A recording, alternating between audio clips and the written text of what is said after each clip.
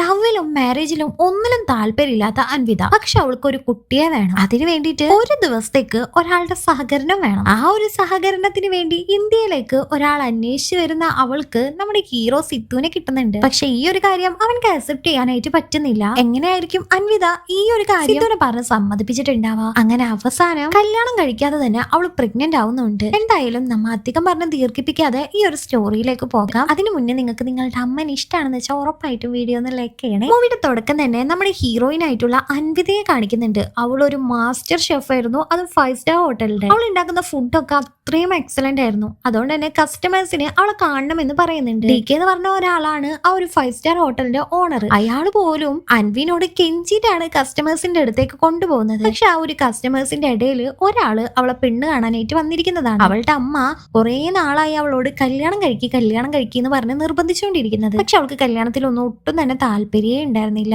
അതുകൊണ്ട് തന്നെ ഇത് അമ്മ അയച്ച ചെക്കനാണെന്ന് മനസ്സിലാക്കിയ അവളും ആ ഒരു പയ്യനെ റിജക്ട് ചെയ്യുന്നുണ്ട്. ഇവൾ ഇത്ര വലിയ 5 സ്റ്റാർ ഹോട്ടലിൽ ജോലി ചെയ്തിട്ട് പോലും അവള് ഫുഡ് വീട്ടിൽ വന്ന് കഴിക്കുള്ളായിരുന്നു. അവൾക്ക് അവളുടെ അമ്മയുടെ ഫുഡ് അത്രയും ഇഷ്ടമാണ്. അമ്മ ഇവളെ കല്യാണം കഴിക്കാൻ പറഞ്ഞ് എപ്പോഴും ഇങ്ങനെ നിർബന്ധിച്ചുകൊണ്ടേയിരിക്കും. ഇപ്പൊ കുറച്ചു ദിവസം കഴിഞ്ഞ് അമ്മക്ക് ഒരു വലിയ ഡിസീസ് ഉണ്ടെന്ന് അറിയാണ്. അമ്മ കുറച്ചു ദിവസം മാത്രമേ ഇനി ജീവിച്ചിരിക്കുള്ളൂ. അൻവിതയോട് കല്യാണം കഴിക്കാനായിട്ട് അമ്മ പറയുന്നുണ്ടെങ്കിലും അവള് നൈസായിട്ട് തന്നെ എനിക്ക് അതിൽ താല്പര്യമില്ല എന്ന് പറഞ്ഞ് ഒഴിവാക്കാണ്. അതുകൊണ്ട് തന്നെ അമ്മയും അവളെ നിർബന്ധിക്കാതെ ഇനിയുള്ള ജീവിതം മകളുടെ കൂടെ സന്തോഷമായിട്ട് ജീവിക്കാമെന്ന് കരുതാണ്. എന്നിട്ട് അവര് രണ്ടുപേരും കൂടി ഇന്ത്യയിലേക്ക് പോകുന്നുണ്ട്. അവരിപ്പോ UK ഉള്ളത്. ഇപ്പൊ അമ്മയുടെ കൂടെ അവള് സന്തോഷമായിട്ട് ഇങ്ങനെ പോകുന്നതിന്റെ ഇടയ്ക്ക് വെച്ചിട്ട് ഒരു ദിവസം അമ്മക്ക് വല്ലാതെ വയ്യാതാവുന്നുണ്ട്. ആ ഒരു ആശുപത്രി കിടക്കെ വെച്ച് അമ്മ പറയാണ്, ഇപ്പൊ ഞാൻ നിന്റെ കൂടെ ഉള്ളതുകൊണ്ട് നിനക്ക് അധികം ഒറ്റപ്പെടല് ഫീൽ ചെയ്യില്ല. പക്ഷെ ഞാനും കൂടി പോയി കഴിഞ്ഞാൽ ഉറപ്പായി നീ ഒറ്റപ്പെടും, നിനക്ക് ആരും ഇല്ലാന്ന് പറയാണ്. അങ്ങനെ കുറച്ചു ദിവസം ആശുപത്രി കിടന്ന് അവള് മരിച്ചു പോകുന്നുണ്ട്. DK അൻവിനെ കോൾ ചെയ്തിട്ട് സമാധാനിപ്പിക്കുന്നുണ്ട്. ഇപ്പൊ കുറെ ദിവസം അവൾ ഇന്ത്യയിൽ ഇങ്ങനെ നിൽക്കുമ്പോ അവൾക്ക് വല്ലാതെ ഒറ്റപ്പെട്ട പോലെ തോന്നാനായിട്ട് തുടങ്ങാണ്. അവൾ അമ്മനെ വല്ലാതെ മിസ് ചെയ്യുന്നുണ്ടായിരുന്നു.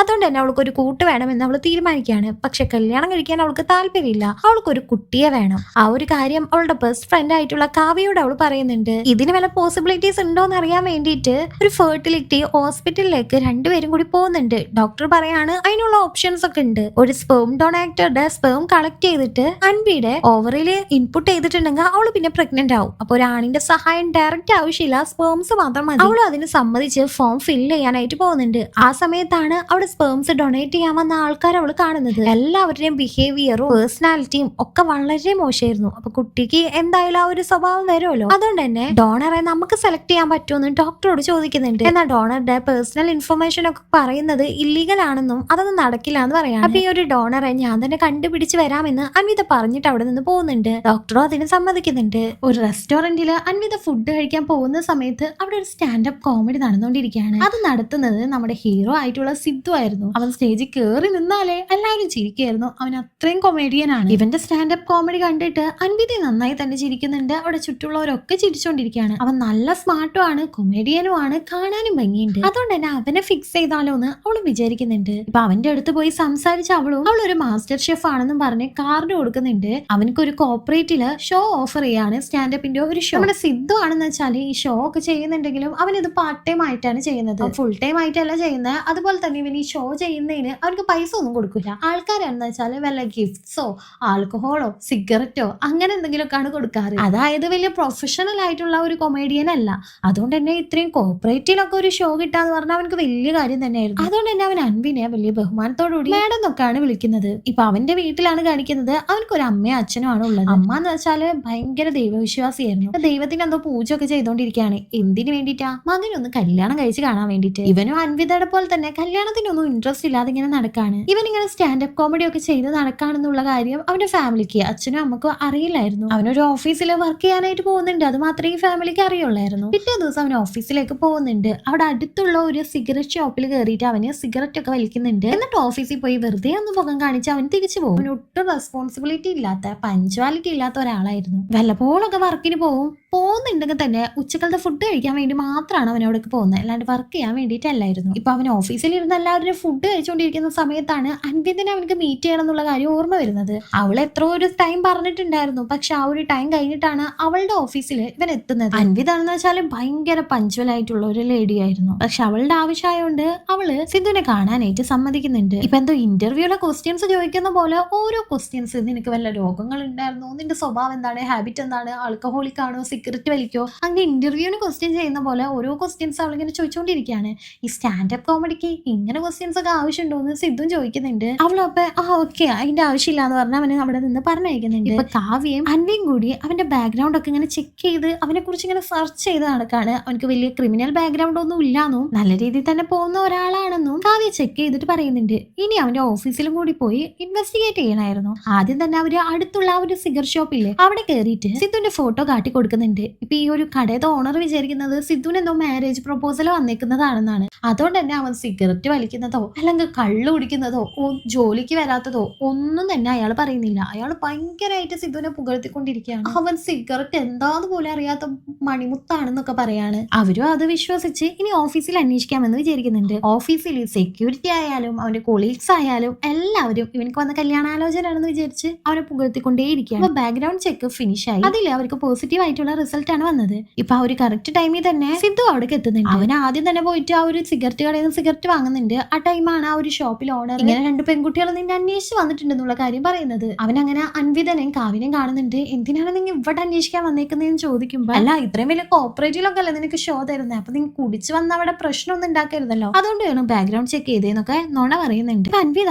ഏത് ടൈമും അവന്റെ കൂടെ നടക്കാണ്. കാരണം അവന്റെ ക്യാരക്ടർ മനസ്സിലാക്കാൻ വേണ്ടിയിട്ട്. അൻവിതയുടെ കൂടെ നടന്ന് അവനക്ക് എന്തോ അവളോട് ചെറുതായിട്ട് ഇഷ്ടമൊക്കെ തോന്നി തുടങ്ങുന്നുണ്ടായിരുന്നു. നേരത്തെ ഞാൻ പറഞ്ഞിരുന്നല്ലോ അവൻ ഓരോ ഷോ ചെയ്യുമ്പോഴും അവനക്ക് ഗിഫ്റ്റ്സ് ആണ് കിട്ടിയിരുന്നത്, ക്യാഷ് ഒന്നും കിട്ടിയിരുന്നില്ല. അങ്ങനെ അവനക്ക് ഒരു ഗിഫ്റ്റ് ആയിട്ട് കുറേ ബിയറും കുപ്പി കിട്ടുന്നുണ്ട്. ആ ടൈം അൻവിത അവനെ വിളിക്കുന്നുണ്ട്. അവൾക്ക് ബ്ലഡ് ടെസ്റ്റ് എടുത്ത് ഇവനക്ക് വല്ല അസുഖം ഉണ്ടോ എന്ന് അറിയണമായിരുന്നു. അതുകൊണ്ട് തന്നെ കാവ്യയുടെ ഏതോ ഒരു അകന്ന ബന്ധുവിന് വയ്യാന്നും ഓ പോസിറ്റീവ് ബ്ലഡ് വേണം, നീ ബ്ലഡ് ഡൊണേറ്റ് ചെയ്യുമെന്ന് ചോദിക്കുകയാണ്. അവനും ആ ഒരു കോപ്പറേറ്റ് ഷോ ഒക്കെ തരാന്ന് പറഞ്ഞ ഒരു വ്യക്തിയല്ലേ, അതുകൊണ്ട് തന്നെ അതിന് സമ്മതിക്കുന്നുണ്ട്. അങ്ങനെ അവൻ ആ ഒരു ആൽക്കഹോൾ കുടിക്കാതെ ആശുപത്രിക്ക് അവളുടെ കൂടെ പോകുന്നുണ്ട്. ഈ ഡോക്ടേഴ്സും എല്ലാവരും പ്ലാൻ ചെയ്തുകൊണ്ട് അവന്റെ ബ്ലഡ് കളക്ട് ചെയ്ത് എല്ലാ ടെസ്റ്റ് കൊടുക്കാണ്. ഇപ്പൊ മുതൽ അവളെന്തോ അവനക്ക് വല്ലാതെ ഇഷ്ടപ്പെടുന്നുണ്ട്. അവൻ അവളെ ലവ് ചെയ്യാനായിട്ട് തുടങ്ങാണ്. പക്ഷെ അവനെക്കാളും വയസ്സിന് മൂത്തതായിരുന്നു അവള്. 5 വയസ്സിന് എന്തോ അവള് മൂത്തതാണ്. ഇപ്പൊ അവൻ വീട്ടിലേക്ക് ചെല്ലുന്ന സമയത്ത് അമ്മയും അച്ഛനാണെന്ന് വെച്ചാൽ ഇവനക്ക് കല്യാണം കഴിക്കാൻ വേണ്ടി കുറച്ച് പെൺപിള്ളേരെ നോക്കി വെച്ചിട്ടുണ്ടായിരുന്നു. എല്ലാരെയും ഇവൻ റിജക്ട് ചെയ്യാണ്. എന്നിട്ട് അവൻ പറയാണ് എന്നെക്കാളും വയസ്സിന് മൂത്ത പെണ്ണിനെ മാത്രമേ ഞാൻ കല്യാണം കഴിക്കുള്ളൂ. അത് കേട്ടോ അമ്മയും അച്ഛനും ആകെ ഷോക്ക് ആവുന്നുണ്ട്. ഇതെന്ത് പറയുമായെന്നാണ് അവരാലോചിക്കുന്നത്. പിറ്റേ ദിവസം അൻവിത സിദ്ധുവിനെ കാണാനായിട്ട് വീട്ടിലേക്ക് വരുന്നുണ്ട്. ഇവന്റെ ഫാമിലി ബാക്ക്ഗ്രൗണ്ട് ചെക്ക് ചെയ്യാൻ വേണ്ടിയിട്ടാണ് അവളിപ്പോ വന്നത്. അവളെ ഫ്രെയിം ചെയ്ത് വെച്ചിരിക്കുന്ന ഇവന്റെ മുത്തശ്ശന്റെയും മുത്തശ്ശിയുടെയും ഒക്കെ ഫോട്ടോ നോക്കിയിട്ട് ഇവരെന്തുകൊണ്ടാ മരിച്ചേ, ഇവർക്ക് വല്ല അസുഖം ഉണ്ടായിരുന്നു ഇങ്ങനെ അവള് ചോദിച്ചുകൊണ്ടേയിരിക്കുകയാണ്. ഇപ്പൊ സംസാരിച്ചുകൊണ്ടിരിക്കുന്ന നമുക്ക് മനസ്സിലാവാണ് സിദ്ധുവിനെക്കാളും 5 വയസ്സിന് മൂത്തതാണ് അൻവി എന്നുള്ള കാര്യം. അതുകൊണ്ട് തന്നെ അവൻ ഇന്നലെ പറഞ്ഞ ആ ഒരു പെൺകുട്ടി ഇവളാണോ എന്ന് അവർക്ക് ഡൗട്ട് വരാണ്. ഇപ്പൊ അവൻ സ്റ്റാൻഡപ്പ് കോമഡി ഒക്കെ ചെയ്യുന്ന കാര്യം വീട്ടുകാർക്ക് അറിയില്ലല്ലോ. അത് അൻവി പറയാനായിട്ട് പോകുന്നുണ്ടെങ്കിലും സിദ്ധു കറക്റ്റ് ടൈമിൽ വന്ന് അതെങ്ങനെയൊക്കെ വഴി തിരിച്ചു വിട്ട് അവർ രണ്ടുപേരും പുറത്തേക്ക് ഇറങ്ങുന്നുണ്ട്. ഇപ്പൊ സിദ്ധുവിന്റെ ഷോന്റെ ദിവസമായിരുന്നു അതിന് വേണ്ടിയിട്ട് ഒരു ഫോട്ടോഷൂട്ട് ഉണ്ടെന്ന് പറഞ്ഞിട്ടാണ് അവൻ അവൾ കൊണ്ടുപോകുന്നത്. അവൻ ഭയങ്കര സന്തോഷത്തിലായിരുന്നു. കാരണം ഇതുപോലുള്ള ഒരു ഓപ്പർച്യൂണിറ്റി അവനക്ക് ഇതിനു മുന്നേ കിട്ടിയിട്ടേ ഇല്ല. അതുകൊണ്ട് തന്നെ അവള് കാരണമാണ് അവനക്ക് ഭാഗ്യം കിട്ടിയെന്ന് വിചാരിച്ച് അവനും കൂടുതൽ അവളെ ഇഷ്ടപ്പെടാനായിട്ട് തുടങ്ങാണ്. പക്ഷെ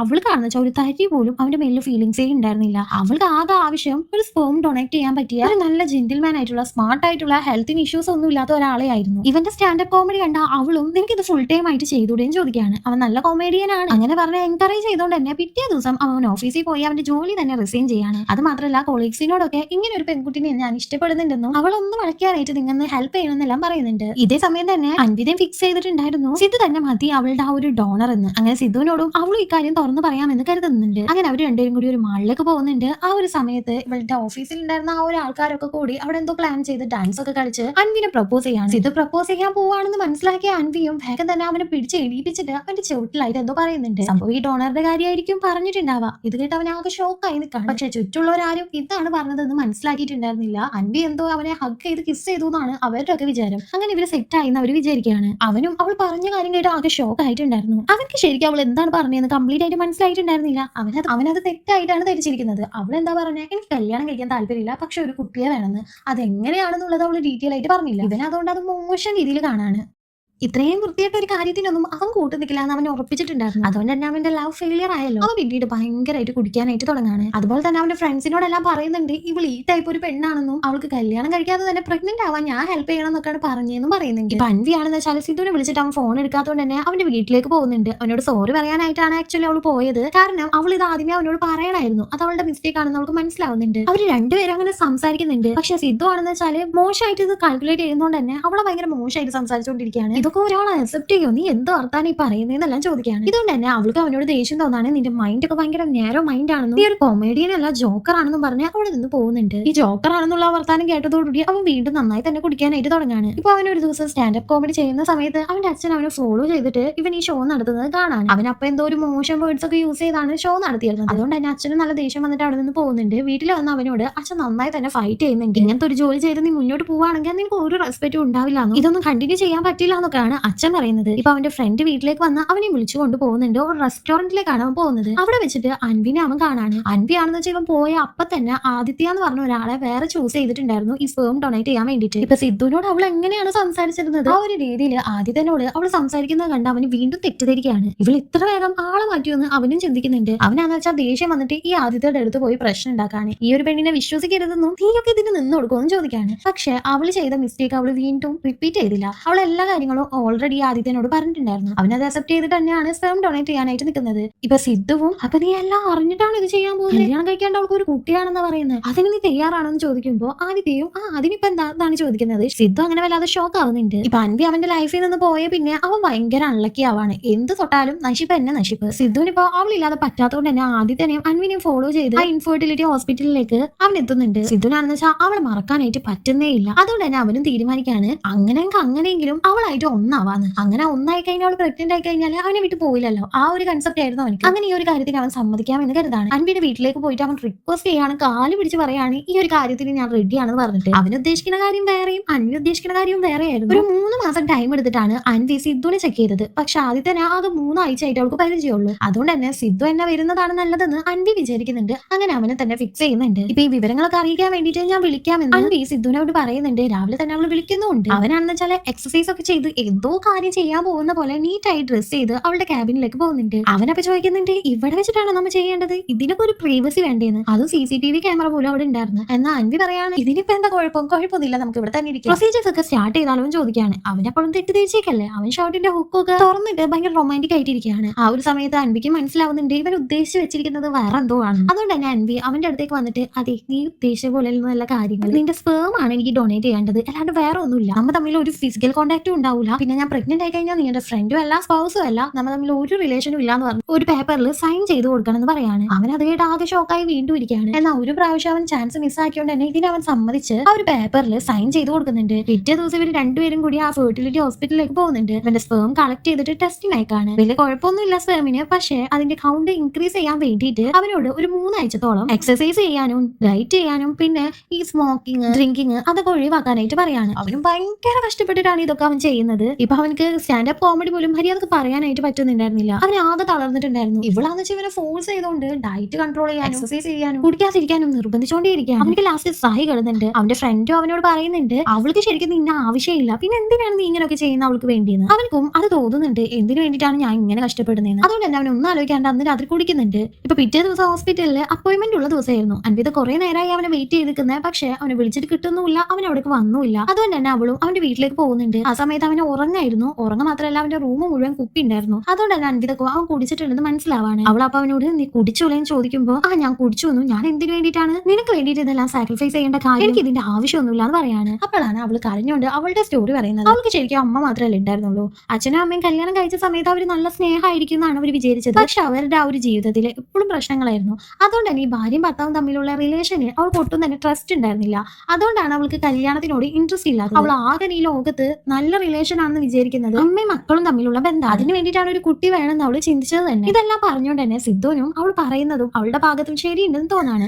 കാരണം സിദ്ധു നല്ല പാരന്റ്സിന്റെ കൂടെയാണ് വളർന്നത്, നല്ല സ്നേഹത്തോടു കൂടി പോകുന്ന പാരന്റ്സ്. അവള് പക്ഷെ അങ്ങനെയല്ലല്ലോ. അതുകൊണ്ടാണ് അവളുടെ തിങ്കിങ് ഇങ്ങനെയെന്ന് സിദ്ധുവിന് മനസ്സിലാവുന്നുണ്ട്. പിന്നീട് അൻവിയുടെ പിന്നാലെ അവൻ നടന്നിട്ട് കുറെ സോറി പറയുന്നുണ്ട്. ഓരോ വയസ്സിലും അവൻ സോറി പറഞ്ഞുകൊണ്ട് തന്നെ അവളും അവനോട് ക്ഷമിക്കുകയാണ്. അവനും അവന്റെ ഡയറ്റും എല്ലാതും നന്നായി തന്നെ പ്രോപ്പർ ആയിട്ട് ഫോളോ ചെയ്യാനായിട്ട് തുടങ്ങാണ്. അവർ രണ്ടുപേരും നല്ല രീതിയിൽ തന്നെ ഒന്നിച്ച് ടൈം സ്പെൻഡ് ചെയ്യുന്നുണ്ട്. ഒരു നല്ല സന്തോഷത്തിലായിരുന്നു. ഒരു ദിവസം ഡോക്ടർ വിളിച്ചിട്ട് അൻവിതനോട് പറയാണ് എല്ലാ ടെസ്റ്റും കഴിഞ്ഞു, എല്ലാം ഓക്കെ ആണ്, നാളെ തന്നെ നമുക്ക് ഈ സ്പേം ഇൻപുട്ട് ചെയ്യാനായിട്ട്. അങ്ങനെ സിദ്ധുവിനെ വിളിച്ചിട്ട് ഇവള് ഈ സന്തോഷത്തോടുകൂടി ഒരു കാര്യം പറയുന്നുണ്ട്. അപ്പൊ അവരുടെ കോൺട്രാക്ട് പ്രകാരം നാളായിരിക്കും അവർ രണ്ടുപേരും മീറ്റ് ചെയ്യാൻ പോകുന്ന ലാസ്റ്റത്തെ ദിവസം. അവള് പ്രഗ്നന്റ് ആയി കഴിഞ്ഞാൽ പിന്നീട് ഇവര് മീറ്റ് ചെയ്യാൻ പാടില്ലാതായിരുന്നു അവരുടെ കോൺട്രാക്ട്. അത് പറഞ്ഞ് സിദ്ധു ഭയങ്കരമായിട്ട് സങ്കടപ്പെടുന്നുണ്ട്. ഇത് കേട്ടപ്പോ അൻവിക്കും ഒരു സങ്കടം പോലെ വരുന്നുണ്ട്. അങ്ങനെ രണ്ടുപേരും കൂടി ഹോസ്പിറ്റലിൽ പോയി എല്ലാ പ്രൊസീജിയേഴ്സും കംപ്ലീറ്റ് ആവുന്നുണ്ട്. അൻവി സിദ്ധുവിനോട് താങ്ക്സ് പറയാൻ അവനപ്പോ പറയുന്നുണ്ട് കുട്ടി വലുതായി കഴിഞ്ഞാൽ അച്ഛൻ ആരാന്ന് ചോദിച്ചാൽ അതൊരു സ്പേം ഡോണർ ആണെന്ന് മാത്രം നീ പറയരുത്, അമ്മനെ ജീവന് തുല്യം സ്നേഹിച്ചേർന്ന ഒരാളാണെന്ന് പറയണം എന്ന് പറഞ്ഞിട്ട് അവൻ അവിടെ നിന്ന് പോകുന്നുണ്ട്. അവൾക്കിപ്പോ എന്തോ ഒക്കെ ഫീലിങ്സ് വന്നു തുടങ്ങിയിട്ടുണ്ടായിരുന്നു. അവളിപ്പോ അവനെ ഭയങ്കരമായിട്ട് മിസ് ചെയ്യാനായിട്ട് തുടങ്ങുന്നുണ്ട്. പ്രഗ്നൻസി റിസൾട്ട് വരാൻ അത് പോസിറ്റീവ് ആണെന്ന് അറിയാണ്. സിദ്ധുവിനോട് ഇത് പറയാനായിട്ട് അവൾ കുറെ കോൾ ചെയ്യുന്നുണ്ട്. പക്ഷെ അവൻ ഫോൺ അറ്റൻഡ് ചെയ്യുന്നില്ല.